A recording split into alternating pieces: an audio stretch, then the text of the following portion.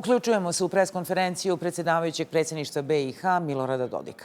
Snažnu prigovoru da Centralna izborna komisija je na jedan špekulativan način izabrana i da je na lokalnim izborima pokazala svoje namjere koje su bile usmjerene na ne provođenje zakona, nego provođenje određenih politika. Tako smo vidjeli da su bez ikakvog osnova poništavali i obnovili izbore u Doboju i u Srebrenici, a recimo nisu u nekim mjestima kao što su prigovori koje smo imali u Mostaru i na nekim drugim mjestima, daleko većem obimu, to nisu činili ili nekim drugim mjestima u Federaciji. U svakom slučaju, veoma sam skeptičan što se tiče mogućnosti napretka. Smatram da je neophodno na politički dogovor o rješenjima na najvišem nivou i spremni smo da u tome učestvujemo. Želim da postaknem činjenicu da je Narodna skupština Republike Srpske iskazala spremnost da razgovara se sa predstavnicima u Federaciji i konstitutivnim narodima o svim otvorenim pitanjima, a jedno od tih otvorenih pitanja je svakako i to. Naša jučerašnja posjeta Srbiji bila je sa ciljem da upoznamo rukovodstvo Srbije sa političkim razvojem oko teme koja se zove visoki predstavnik.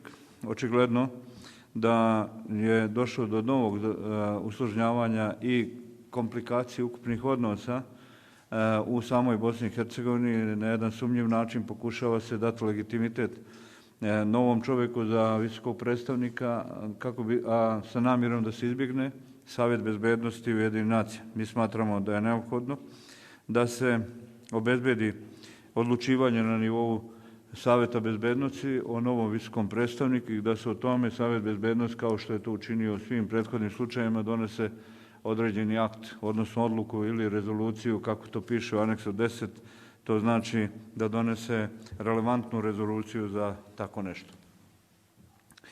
Imajući u vidu sadašnju trenutnu evo danas situaciju, recimo konfuzija nastaje i sa činjenicom da se ne zna ko je danas visoki predstavnik.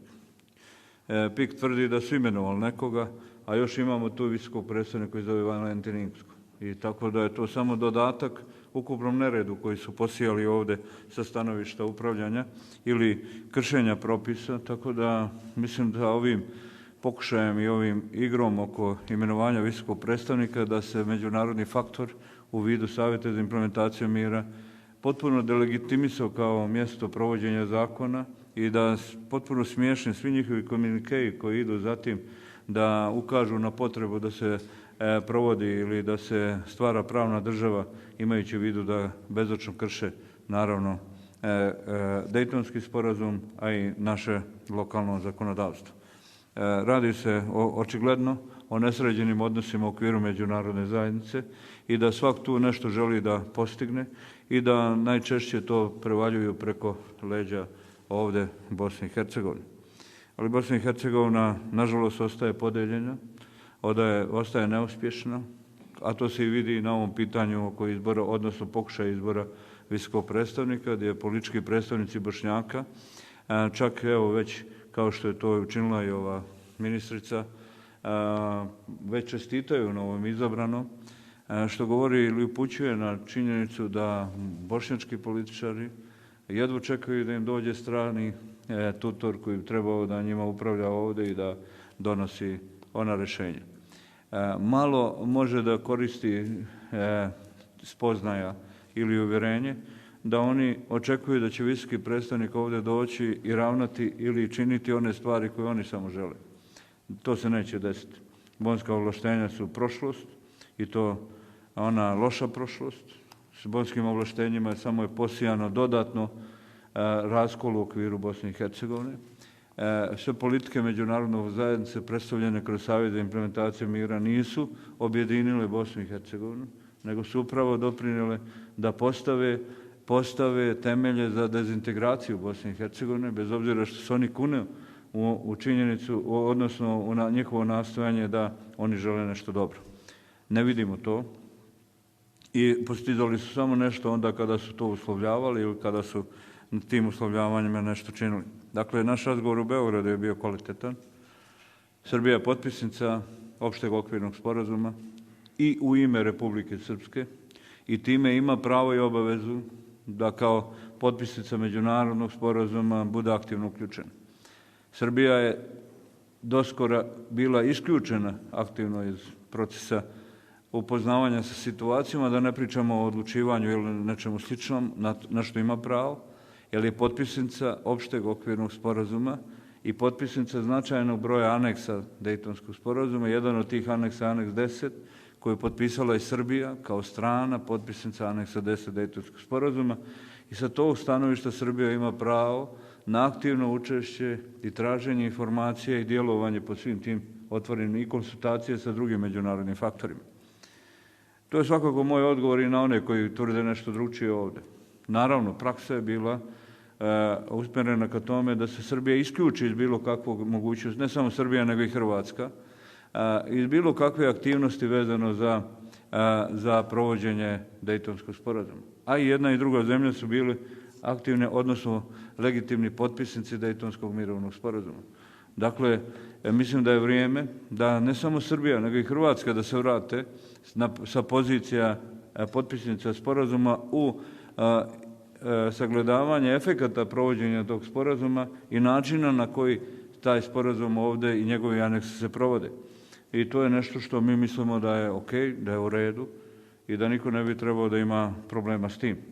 Dakle, Dejtonski sporazum se svih nešto kune, ali Dejtonski sporazum je značajno devastiran. Samovoljom visokih predstavnika promijenjen politički sistem u Bosni i Hercegovini i promijenjeni su naravno i odnosi u pogledu Bosne i Hercegovine, odnosno lokalnih snaga. I ovo što sam rekao, ništa nisu uspjeli i dalje, kao što ste mogli vidjeti, a sad sam to pogledao u nekim od medija, taj pik koji juče je završio, ponovo zove na pomirenje. Pa evo nas pomiruju otkad su ovde, otkad su formirane iz 96. godine pa nisu uspjeli ništa. On stalno nešto nas mire, a svojim odlukama nas dovode u poziciju potpunog konflikta u samoj Bosni i Hercegovini, kao što je ova priča oko izbora visokog predstavnika. Dakle, u te njihove mirovne namjere ne treba ozbiljno računati. I mislim da je krajnje vrijeme da ljudi u Bosni i Hercegovini, njihovi politički predstavnici, sjednu i da vide otvorena pitanja koja treba da budu riješena. A otvoreno pitanje jeste, naravno, na koji način ćemo se kretati kroz tih 14 prioriteta. Otvorena pitanja stoje i ova kako riješiti to famozna pitanja postojanja OHR-a. Bošnjaci žele da OHR ostaje sve dotle dok on izvršava njihove očekivanja.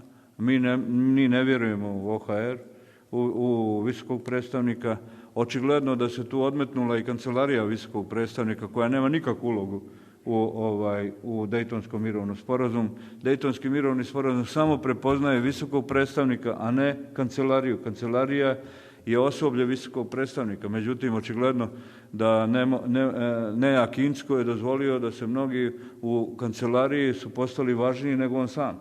I da je tu su problemi koji očigledno će trebati da se rješavaju u budućnosti. U svakom slučaju, želim da kažem da smo se bavili pitanjima i da smo uspješno u ovom vremenu rješavali neka zaboravljeni stvari. Riješili smo pitanje roaminga koji je između zemalja u regionu.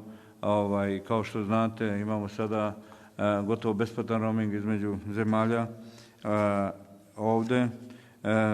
Radujem se činjenici, bez obzira što to ide nedopustivo sporo, da smo konačno na pravi put postavili i trasirali rješavanje problema na granici između Srbije i na Drini, u stvari između Bratunca i Ljubovije, gdje je Srbija davno prije izgradila most, a Bosna i Hercegovina kakva nije uspjela, 5-6 godina da se dogovori o tome na koji način rješavati pitanja graničnog prelaza i određene infrastrukture koja je tu potrebna. Predsjedništvo je radilo i mislim da smo na dobrom putu u dinamici, mada što se mene lično tiče u sporoj dinamici, ali neko jesmo, oko pitanja vezano za autoput Beograd-Sarajevo i da smo imali sastanke sa turskom stranom i sa stranom u Srbiji, da smo uspjeli da riješimo problem na Dodira, a to je most na Rači koji se uspješno gradi i tamo oni koji su prolaze. Ja sam skoro prošao tuda i vidio da stvari se odvijaju u najboljoj dinamici, da bez obzira i dolazim do toga, do jedne stvari koje želim da javno kažem. Republika Srpska se uspješno bavila borbom protiv koronavirusa i u prvobitnom periodu kada smo uspjevali da nabavimo sve potrebne materijale za tu borbu, a i kasnije u procesu nabavke vakcina, Republika Srpska je na komercijalnoj osnovi nabavila preko 150.000 vakcina i naša vakcinacija cjelokupnog stanovništva se odvija u skladu sa dinamikom koju je tvrdilo i planom koju je tvrdilo naše nadležno ministarstvo. Odbijam bilo kakvu mogućnost da se zbog neuspjeha koji je pokazan u federaciji to pripiše kao neuspjeh svih.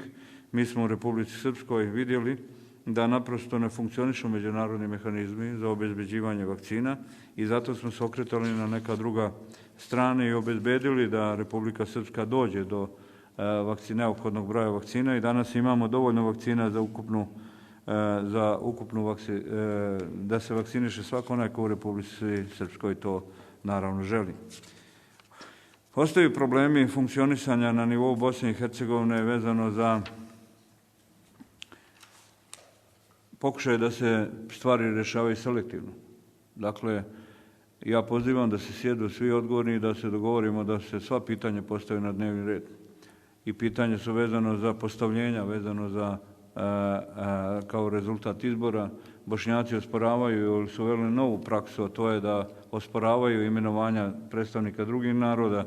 To svakako ne vodi dalje i nećemo odlučivati ni o drugim pitanjima koji su potrebni dok se ta pitanja ne riješe. Imamo nesređenu situaciju oko obavještajne službe, imamo nesređenu situaciju oko nekih ministarstava, kao što je rad Ministarstva inostranih poslova. Odbacujemo praksu u kojoj se uslovljava da se Bosna i Hercegovina otvori za ulazak građana drugih država i da se smanji procedura vezano za koronavirus.